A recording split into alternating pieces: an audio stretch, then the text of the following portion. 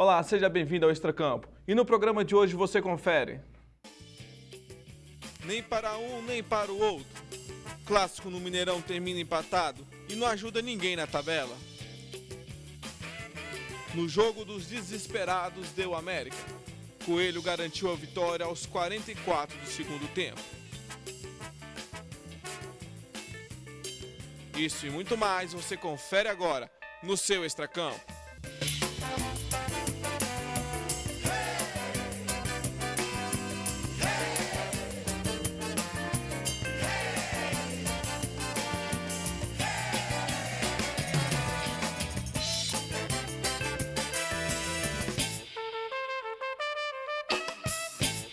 Um bom dia a todos. Nessa terça-feira, quero convidar você a deixar lá o seu recado na nossa fanpage, facebook.com/tvunivale. Vamos já apresentar também os nossos comentaristas por aqui.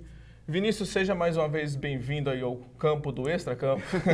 Olá, Jefferson, olá, André, olá, pessoal de casa. Mais uma vez estar com vocês, né, para poder falar do nosso futebol. Um grande prazer estar de volta da minha casa, né, depois de algum tempo fora, né?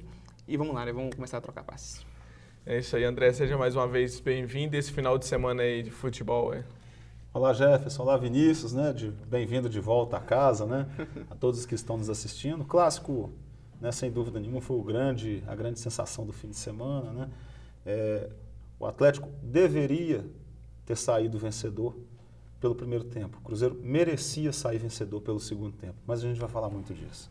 Pois é. O primeiro bloco, então, é sobre o clássico Cruzeiro e Atlético, no Mineirão, no domingo à tarde. Você esperava um jogo um pouco melhor, mas além disso, teve um jogo muito truncado no meio-campo, muita posse de bola e o resultado final foi um empate. Você confere agora na reportagem como é que foi o jogo.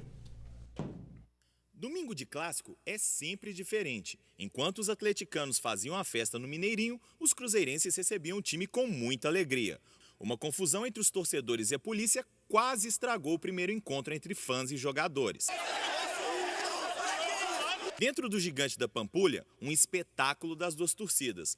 Alguns alvinegros tentaram estragar a festa. Eles compraram ingressos para a torcida celeste e foram retirados do estádio.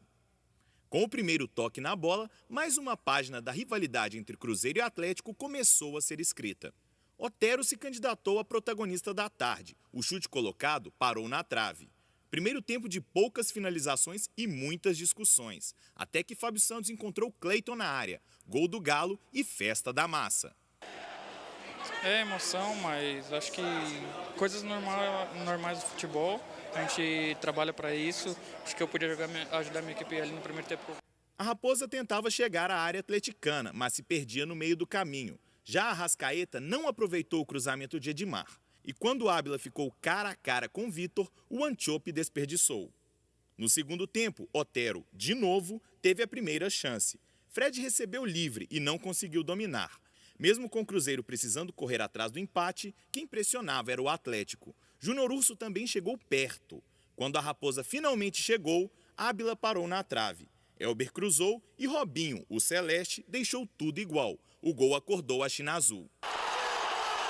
Que estrela que você tem em clássico e jogo decisivo, hein? Pena que eu trocaria esse gol aí pelos 3 pontos. O garoto Elber estava inspirado e também tentou. No finalzinho do jogo, Lucas levou o segundo amarelo e foi expulso. Cruzeiro e Atlético fizeram um clássico emocionante, mas o empate não foi bom para nenhum dos dois. O Galo se distanciou de Palmeiras e Flamengo. Já a Raposa segue assombrada pelo fantasma do rebaixamento. Fica, na verdade, um sentimento assim, de lamentação, de tristeza no final do jogo. Foi isso que eu conversei com os jogadores agora, que a gente tem que ver o lado positivo. Apesar das circunstâncias de estar ganhando o jogo a maior parte do tempo, né, e a gente tem que pensar que fez um jogo forte. Esse tipo de jogo é o melhor jogo que existe nas nossas vidas. Nós entramos no futebol por causa desses jogos. Provavelmente vimos na televisão, gostamos, nos apaixonamos pelo futebol e decidimos, por esse amor, trabalhar nele. E entre as coisas que você não pode deixar de fazer é jogar. E o Cruzeiro deixou de jogar 20, 25 minutos do primeiro tempo. Aí vocês conferiram, né, no final do VT as falas do Marcelo Oliveira, a fala também do Mano Menezes. E aí, André, como é que foi o jogo? Como é que você viu o jogo? E, além disso, comentar um pouco sobre o que eles falaram no final. Bom, primeiro dizer do que eu falei no início, né, quando eu disse que o Atlético deveria ter ganho essa partida pelo que fez no primeiro tempo, porque foi um banho tático que o Atlético deu em cima do Cruzeiro. Além dessa falta de vontade que o Mano Menezes falou aí, e de fato teve, o primeiro tempo do Cruzeiro foi sofrível, e o Atlético muito bem organizado. O Marcelo Oliveira organizou o time direitinho e um time para frente. Você esperava, Vinícius, por exemplo, ele entrar com o Fred, Robinho e o Cleiton? Foi surpresa. Não, Foi surpresa. Para mim foi surpresa demais. Você imaginava que ia entrou com o Otero na armação, entrou com 2 volantes que não são de contenção, que foram o Rafael Carioca e o Júnior Urso. Foi um time totalmente para cima que se quisesse, e diante da fragilidade do Cruzeiro, e do que foi o primeiro tempo, se o Atlético tivesse apertado, ele tinha matado o jogo no primeiro tempo. Até porque criou mais. Criou bem muito mais. Bola no travessão, né?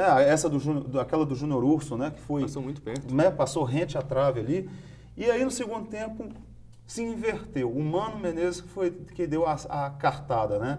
Tirou o Rafael Sobis, que foi para mim a grande catástrofe dessa partida, não fez absolutamente nada.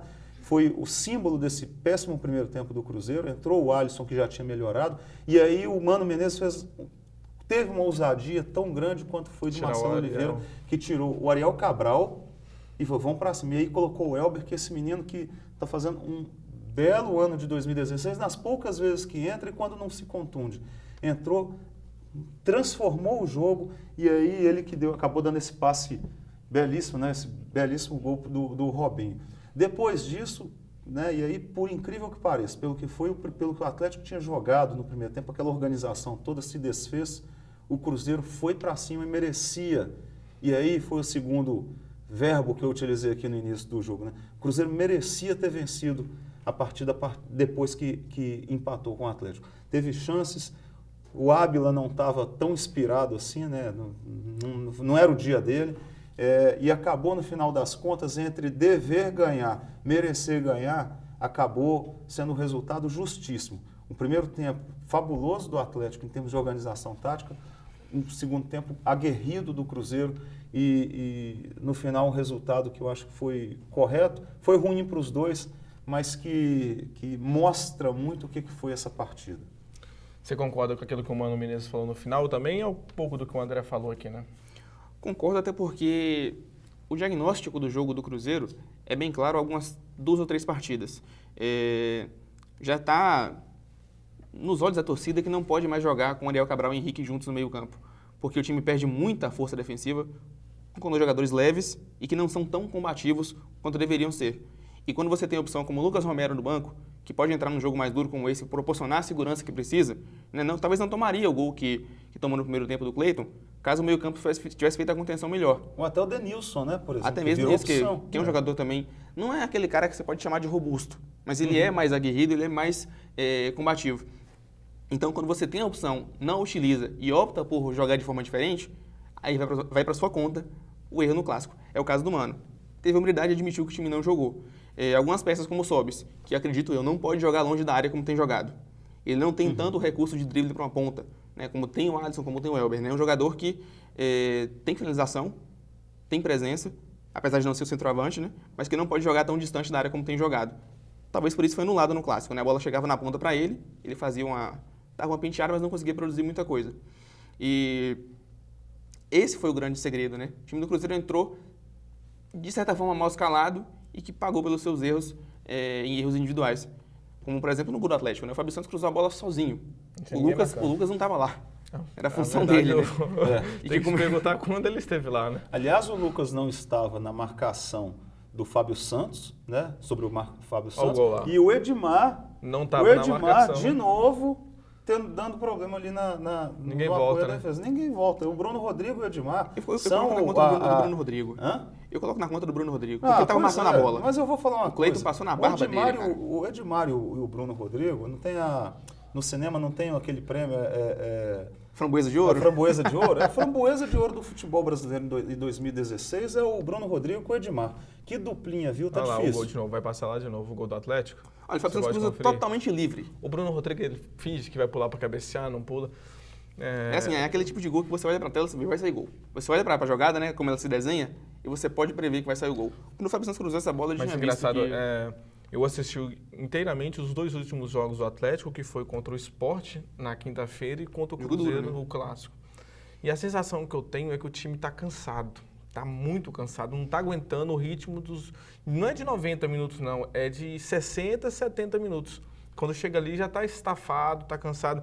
No jogo contra o Sport, eu cheguei a falar com um amigo meu que estava assistindo comigo e falei assim, tá dando sono. Tá dando sono. No jogo contra o Atlético, 1 minuto... E olha que o Atlético, contra o Cruzeiro, o Sport perdeu o goleiro, o Magrão, com ainda 30 no primeiro minutos tempo, do com 30 primeiro tempo. minutos. E contra o jogo contra o Cruzeiro, 1 minuto antes do Cruzeiro fazer o gol, eu falei com o meu irmão, eu estava assistindo junto com o meu irmão, falei assim, o Atlético vai tomar um gol agora, tá pedindo. E esse é um problema no Atlético que é recorrente, não é de hoje, né? Desde que o time começou a se adaptar a jogar naquele esquema de independência, é um time muito intenso, mas que perde o gás com uma velocidade absurda no final do jogo. Então, aí não tem um desempenho, né, condizente com o tanto que corre. Exato. Tipo, corre, não faz gol. O Fred não está nesse primor, né, de fase, como estava no Fluminense, por exemplo, de ser matador. Está fazendo os gols dele, Prato mas... passando longe disso. O Prato está numa fase sofrível, né? Embora esteja bem na entender, seleção, né? Fez gol na seleção e tudo mais, mas no Atlético... É um jogador de qualidade inegável, né, para o nível de centroavante do Brasil, mas que se apagou ultimamente. Até nas jogadas em que ele conhecidamente fazia, né, a função bem, como o pivô, a finalização, não tá dando, não tá acontecendo nada. Ontem no Clássico, ontem, né? no domingo, eu fiquei assustado, as bolas chegavam para ele e parecia um jogador de várzea. Um Leandro Damião piorado, né? A bola batia e voltava. Então, uma pergunta que fica no ar atleticano, né? O que aconteceu com aquele centroavante confiável que a gente tinha, né? Que a gente podia olhar na escalação. Confiável, né? Porque assim, tinha a crítica do atleticano no ano passado que ele só fazia gol de pênalti. No ano passado? No ano passado. Era aquele cara que fazia muitos gols, mas boa parte deles de pênalti. O Prato, desde que ele chegou, ele nunca foi aquele centroavante, um Ábila da vida, um Fred da vida, que você fala, esse cara vai chegar no pé dele e vai fazer. Mas talvez pela contribuição que ele dava ao time como um todo. Sim. Taticamente, por exemplo, é muito aguerrido, impecável. Mas nem a forma aguerrida dele está chamando tanta atenção nesses últimos jogos. O jogo até porque contra, não tá mostrando isso, né? O jogo contra... O Atlético perdeu de 4-2 para o Fluminense, aquele passe que ele errou aos 46 do segundo tempo. Que resultou no quarto gol. O jogo mesmo contra o Sport... Mas não dá a sensação de que o Prato está meio desestimulado, qualquer coisa parecida, porque está no Pela banco? chegada do Fred também? Né? Você tira o crédito um pouco do seu titular. Disseram, né, que poderiam jogar juntos, né? Foi alardeado isso pelo jogo, não podem jogar junto, tá? Convenhamos, né? Esse jogo era daqueles que deveria ficar assim, um 3-3, 4-4, qualquer coisa assim. Ataque porque tem os dois. E os dois não têm defesa. A zaga dos dois são os seus calcanhares de Aquiles, né? E talvez 1-1 reflita muito o que foi isso, né? Essa instabilidade pelo qual os dois times passam. O Atlético na parte de cima também vence e não convence, né? Contra o próprio Sport, por muito pouco o Sport não empatou no fim da partida, né? Venceu outros adversários aí, que a gente pode chamar de frágeis. O Atlético Paranaense está indo bem, mas é um time que veio jogar quase com o time todo de reservas, porque por desfalques, essa coisa toda, e ganhou por 1-0 no desespero. Perdeu para o Fluminense, ganhou do Sport, sabe-se lá como. Quer dizer, não está tendo um desempenho espetacular. E nesse caso, vale mencionar, e o Cruzeiro caiu. Sem querer ser profeta do acontecido, mas o Atlético está na parte de cima da tabela pela sequência de adversários fracos que venceu no primeiro turno. Né? Sim. Os 4 jogos em BH, né? A gente falou tanto no programa aqui, que passou o carro de adversários mais fracos. Essa gordura acumulada permitiu que o Atlético se colocasse na briga pelo brasileiro, mas se não acordar agora, né? Se não dar aquele choque de realidade e partir de novo para bons resultados, vai ficar difícil. Eu faço a minha crítica à preparação física do Atlético. Tem uma coisa errada. O time não pode cansar, igual cansou o ano passado, né? Era nítido, né? No final do campeonato. Mas ano passado não tinha grupo, né? Não tinha grupo, mas isso. também... Você não tinha reservas. Mas também você vê também que o time já não estava com tanta força e tudo mais. Esse ano você tem o Robinho 32 anos, o Fred com 32 também, 33 anos. São jogadores mais velhos. Mas você vê jogadores, por exemplo, igual o Zé Roberto tem 42 anos. O cara corre o jogo todo, joga o jogo todo.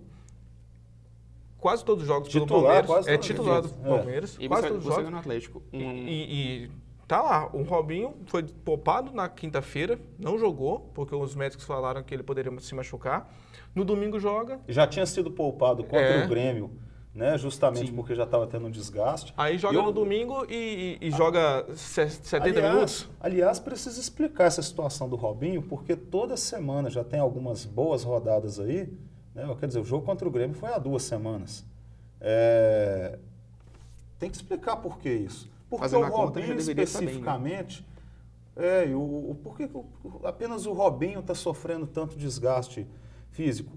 Como se fosse um jogador que corre mais do que os outros. Tudo bem, tá? É a natureza do Robinho correr. Né? Mas é o único que está correndo. Ele tem feito muito gol, é inquestionável a excelente temporada. A faixa do campo que ele ocupa nesse ano no Atlético não é uma faixa de correria. Não é. Ele transita ali entre intermediária e entrada da área, mas não é um lugar que você pode disparar, né? Não é um jogador de ponta mais. Ele não tem disparado. Os gols dele é dominado e chute colocado, tabela de cabeça, Agora, outra coisa tem que se questionar. O Leandro Donizete está machucando seguidamente. Mas é um jogador que tem 32, 33 anos. É verdade, mas... Não é um cara que tem um histórico de contusões. Volta agora. O Fabrício do Atlético, tá liberado agora. O Fabrício do Atlético. Tá liberado agora. Mesma coisa. Você falou sobre o Zé Roberto, né, que é titular do Palmeiras com mais de 40 anos. A situação se agrava quando você olha para o Rafael Carioca, que tem 28, que supostamente está no auge, e é um jogador que anda em campo no segundo tempo, em várias partidas, né? Quando ele deveria ser aquele cara que pode organizar vindo de trás, como o bom camisa 5. Porque o Atlético, a gente viu, ele tocava a bola muito lentamente. Não tem aquele toque de bola, de dominação e de transferência para o ataque de uma forma muito rápida, de que você pudesse ali pegar a defesa de surpresa e tudo mais, como foi no gol. A entrada do Cleiton no facão ali é uma surpresa. Espaço, né? Aproveitando o espaço. A impressão que eu tenho desse clássico, eu falei da superioridade do Atlético, mas não parecia uma superioridade desejada pelo Atlético. Me pareceu um time muito omisso diante do que estava fazendo o próprio adversário. O Cruzeiro não jogou no primeiro tempo. Não, um lance que explica muito é logo no início... Aliás, a não ser o do Ábila, não teve nenhum lance de perigo do Cruzeiro no primeiro tempo. O Mano falou que o Cruzeiro ficou jogar sem 20, 25 minutos, mas nos primeiros 7 minutos... Ele jogou bola. Os primeiros 7 minutos foi do Cruzeiro. Por causa da pilha, né? Atacando, para falar, manda meu, eu tomo meu estado. O Robinho fez um lance... Com 7 minutos, ele dominou a bola no peito, deu um chapéu, no meio de 3, dominou a bola de novo. Como o jogo estava lento, dominou a bola de novo, ninguém tomou dele, rodou, caiu no pé do Otero, o Otero chutou, bateu no travessão. Acabou o Cruzeiro. Acabou o Cruzeiro, veio o Atlético. Aí o Atlético fez o gol, aí no segundo tempo... O gol do Atlético estava muito desenhado. E o gol do Atlético... A sensação que dá no gol do Atlético é que foi muito tranquilo de fazer. O jeito que o Atlético jogava em campo. Meio que parece que você falou flutuou, né? Na área. Ele flutuou naquela ponta ali. Cruzou de primeira, bonito, né? Até porque era uma coisa que eu já pensava antes do clássico. Gente, o Lucas brigando com o Fábio Santos é uma discrepância gigantesca. E a sorte do Cruzeiro também foi que o Marcos Rocha estava machucado, porque o Marcos Rocha é muito mais ofensivo que o Carlos César. Nas costas, toda hora do Edmar. Né? E o Edmar, ele demonstra isso desde que chegou. Ele é um jogador que contribui bastante para o time, ofensivamente, e até na defesa quando ele resolve voltar. Esse é o X da questão. Quando ele volta? É uma má vontade. Ele chega na linha de fundo... Você já pensou jogando, então, o Mike na direita e o Edmar na esquerda? Vai jogar no esquema 2... né? Vai jogar no esquema 2-3-5, né? Porque vai ficar os dois lá na frente, mais os 3 no meio do campo. Não dá. É por isso que o Mike está machucado. O Mike fala, não, deixa eu quietinho aqui descansando, já que tem alguém para subir demais. Se jogar nós dois, cada um do lado, não vai dar certo. Vamos fazer o seguinte, o primeiro bloco chegou ao fim. A gente volta daqui a pouco, vai falar sobre a América, vai falar sobre rebaixamento. Tem uma curiosidade também que a gente está trazendo no próximo bloco. A gente volta já.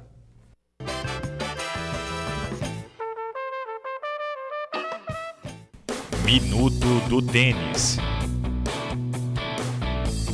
Sou Felipe Coelho Ferreira. Sou Lucas Ribeiro Gini.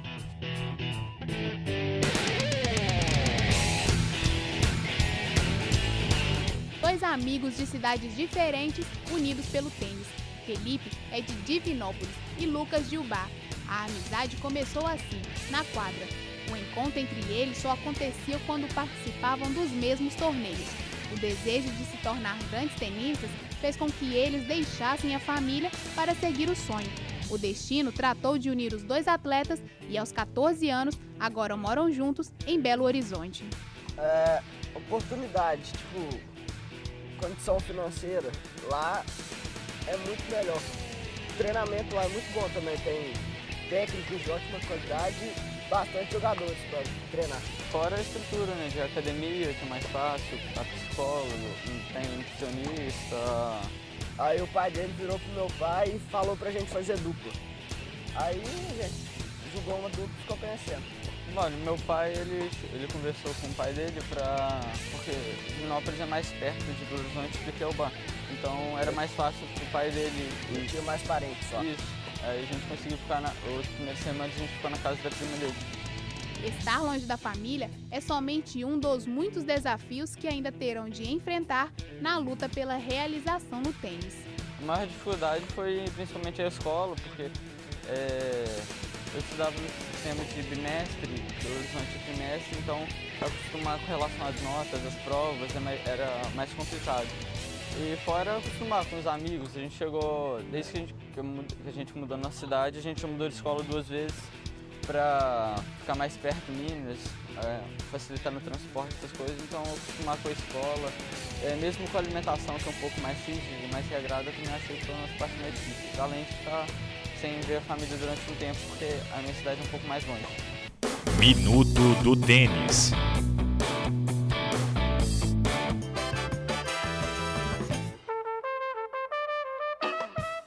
Estamos de volta com o Extracampo. Agora a gente vai falar, no início a gente vai falar um pouco sobre o América. O América que ontem recebeu o Internacional em casa e um gol no finalzinho garantiu a vitória. Confere como é que foi o gol da partida. Foi vitória do América ou foi vitória do Cruzeiro?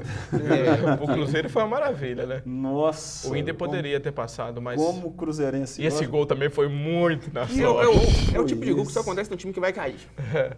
E esse menino, o Maicon, ele ficou um tempo suspenso por uso de droga.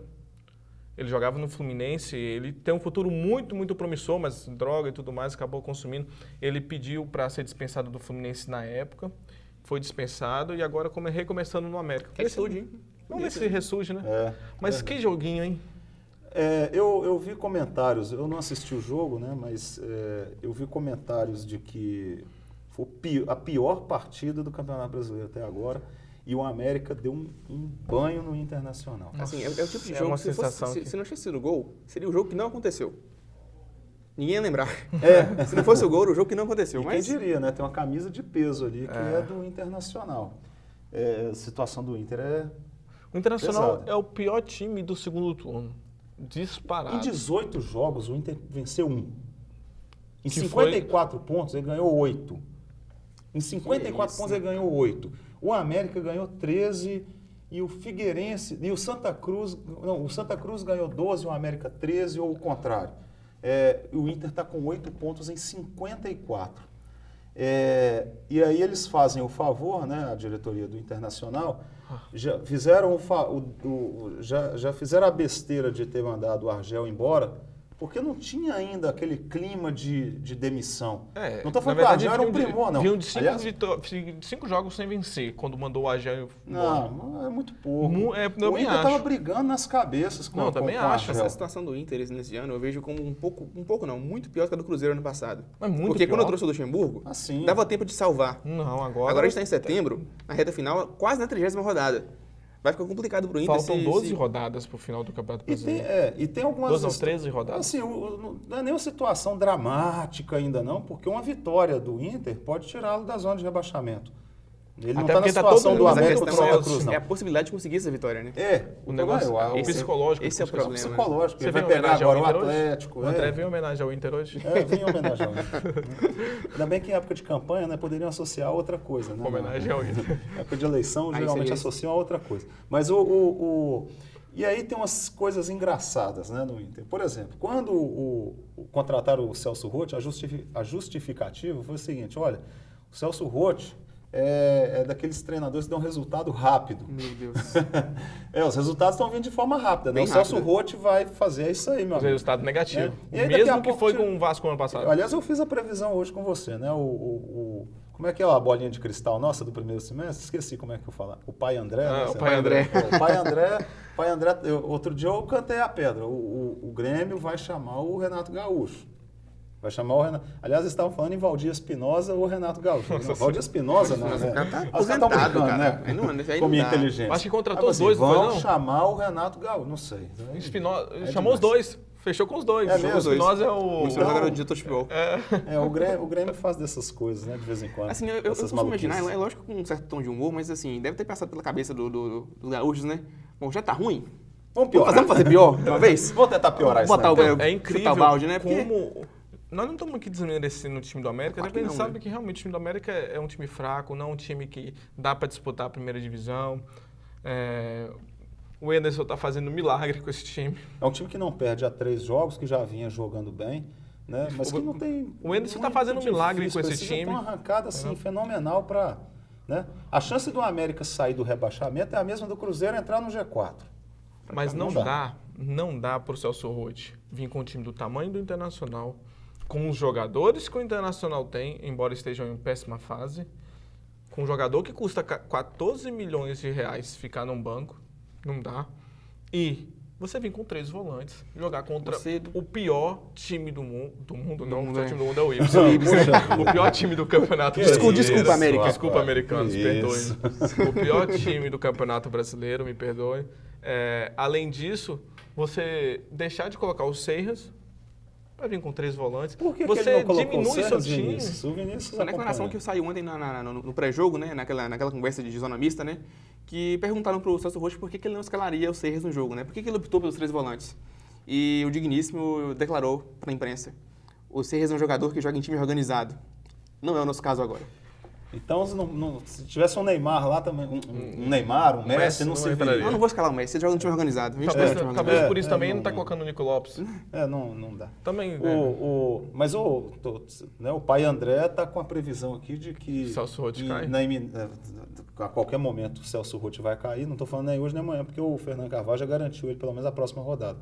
Como a próxima rodada eu aposto todas as minhas fichas no Atlético, porque vai ser o jogo novamente de Independência, contra o time que está lá em cima, e o Inter não está bem, e é um Inter do Celso Roth, em breve o Celso Roth cai e aí eles vão... Contratar quem? O Abel Braga. Essa é uma situação complicada, porque por falta de a sorte do Inter é essa. Ter o Abel Braga no mercado. Imagina se o Abel tivesse como o Cruzeiro teve no primeiro semestre. Com o Abel impedido, né? Disponível, mas impedido de assinar. E sem nenhuma outra opção. Imagina o Inter agora em setembro, sem ninguém para trazer. E se vindo obrigado a manter o Celso Roth. Se o Abel Braga diz não, por exemplo, vai trazer quem? Cristóvão Borges? Nossa. Vamos fazer isso aqui. O Internacional, meia dúzia, né? O Internacional é um dos poucos clubes no Brasil que não caíram, né? Ao lado de Cruzeiro, São Paulo, Flamengo, Santos e há quem diga a Chapecoense. Né? Mas a gente criou um quadro aqui para hoje que é das grandes ligas europeias e mundiais, daqueles que nunca caíram. Vamos conferir? Coloca aí o Nunca Cair. Tá aí, a arte do Nunca Cair. Bota lá na arte do Nunca Cair. Que beleza, foi você que criou isso, não. Vamos lá, no Campeonato Espanhol, os únicos 3 clubes que nunca caíram no Campeonato Espanhol, que tem um pouco mais de 80 anos, Real Madrid, Barcelona e Atlético Bilbao. Olha, eu coloco o Atlético Bilbao a questão de tempo.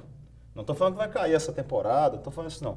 Mas é um risco a que ele está sujeito, como estão sujeitos os brasileiros que nunca caíram. E é uma questão, assim, do mais sensível do Bilbao, porque é o seguinte, é um time que tem restrições de jogadores, né? Eles não podem ele impõe, né? Ele se impõe essa restrição. Então, se você passa por uma década de jogadores fracos surgindo no país, né? À disposição, não dá para se segurar, né? A outra agora. Português, Campeonato Português. É óbvio, né? Os 3 grandes, né? O Benfica, Porto e Sport. O campeonato, volta lá na tela, o campeonato começou a ser disputado em 34. Volta lá, agora, próxima. Campeonato Alemão, Bayern e Hamburgo. O Bayern tem uma peculiaridade. Aí, né? O Bayern ele começou a disputar o Campeonato Alemão em 65, quando, depois da Segunda Guerra Mundial, porque antes da Segunda Guerra Mundial ele tinha sido impedido, tinha sido acabado a liga e eles também foram impedidos de competir. Criou-se uma nova liga, que foi a Bundesliga. Na década de 60 e ele começou e em aí 65. tem até aquele certo embrulho. Ele não foi representado, né? Entre os campeões, né? Oi? Durante a época da Segunda Guerra Mundial e das grandes guerras, o Schalke 04 era um dos maiores times do país. Teve 7 conquistas. Mas o Schalke nunca venceu a Bundesliga, que é o alemão atual. Que o Bayern tem 25 títulos. Volta Volta lá. Curiosidade, né? O Hamburgo, ele tem um relógio em seu estádio que marca a quantidade de dias e horas que o time está na primeira divisão. É o Data Vinícius aqui da nossa live. A próxima. No campeonato italiano, o único que nunca caiu, a Inter. Porque até a Juve já caiu por até causa... o Milan, né? O Milan já caiu 2 vezes. Na década de 70, 80. A Juve caiu foi... 2005 por questão de máfia, né? Máfia. Foi jogada para baixo. Manipulação de resultados, né? Perdeu o título e... A próxima. E no campeonato argentino, nossos irmãos, o único que nunca caiu foi Boca Juniors. Até pouco tempo tinha o Independiente, né? Na temporada 2012, River Plate 2013, também. River Plate, né? Foram os dois, era uma lista um pouquinho maior. E aí, de repente, o grande rival do Independiente, o Racing, já tinha caído. O Independiente acabou caindo, o River Plate foi na sequência, né? O Independiente caiu, na hora que ele voltou, o River caiu.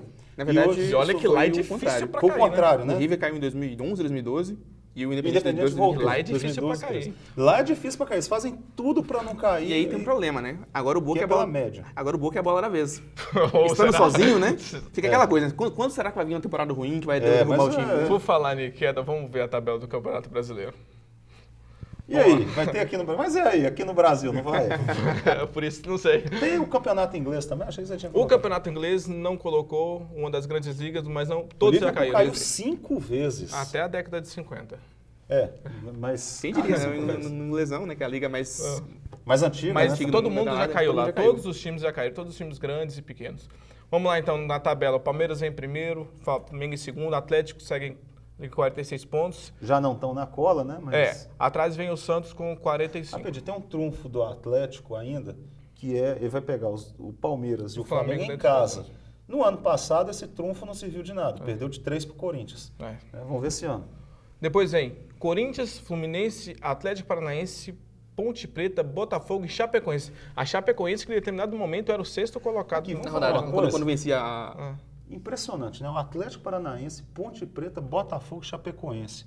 Que campanha, né? O Botafogo outro dia estava brigando para não cair. Já está lá em cima. Né? E o Botafogo era um dos times mais apontados para brigar embaixo desde o começo do campeonato. Nossa, mas... Ninguém apostava no Botafogo para nada, além de Z4. Foi depois que saiu o grande Ricardo Gomes. E a decepção das últimas rodadas, Grêmio, seguido de São Paulo, Coritiba, o Sport, vem Cruzeiro, Vitória, Figueirense, Internacional, Santa Cruz e América Mineiro são os 4 últimos colocados. Já pode chamar direto os palpites? Vamos lá. Próximos jogos, final de semana. Palmeiras encara o Coritiba dentro de casa, no sábado à tarde. Como de praxe, o Palmeiras dá aquela escorregada, né? Contra times... 1-1. Esse time do Coritiba, ele é encardido. Mas eu vou apostar no Palmeiras. O nosso cinegrafista ficou nervoso agora. Sport Santos, na Ilha do Retiro. Empate. Também empate. América e Botafogo. Botafogo. Atlético Paranaense e Ponte Preta. Ponte. Eu vou pelo Olha, a primeira derrota do Atlético lá. Eu vou pelos gramados. Eu vou Atlético Paranaense. Primeira derrota, vai ser difícil. Figueirense e Santa Cruz. Figueirense. Com muita ressalva. Vitória e São Paulo. Empate. Vitória. Nossa, difícil, hein? Vou de empate. Vitória do Vitória. O Diego Renan foi de ídolo a vilão, né? Perdeu pênalti. A torcida tá revoltada com ele. É o melhor jogador disparado. Perdeu 3 ou 4 pênaltis, né? E é o melhor jogador do Vitória. Que isso, hein? Flamengo e Cruzeiro. Puxa jogo vida, duro pro Cruzeiro. Mas eu vou apostar no retrospecto do Cruzeiro. Fora de casa? Eu vou apostar no Cruzeiro. Não, eu vou apostar... Olha, sinceramente, com muito otimismo. Um empatezinho, porque eu acredito que o Cruzeiro vai jogar de uma forma diferente, mais recuada, segurando, controlando a bola. Eu tô apostando no eu vou no fator Cariacica. O Flamengo se mostrou muito bem jogando lá. Eu acho que, assim, quando o Flamengo não tem campo neutro, não tem lugar ruim no Brasil, né? Você viu São Paulo, né? 30 mil torcedores. Mas eu vou no Flamengo. Corinthians e Fluminense. Corinthians. Fluminense. Olha, hein? O Corinthians está sem treinador, né? Grêmio e Chapecoense. Grêmio. Empate. Empate. Atlético Internacional da Atlético. Facilmente. É isso, gente. Infelizmente o Extracampo de hoje chegou ao fim. André, mais uma vez, obrigado por ter participado. E semana que vem a gente está aí de novo. Com certeza, e perspectivas de bons resultados aí para os mineiros, tomara. Tomara. Vinícius, brigadão por ter aceitado o convite. Espere aí mais uma vez, você sabe que está aberto aí, só você aparecer. Sabe que eu que agradeço, né? Obrigado a você, obrigado André, o pessoal de casa tá com a gente. Espero voltar mais vezes, né? Que as portas estão abertas e eu me sinto em casa, né? Então até a próxima semana que vem. Tchau. She moves her mouth.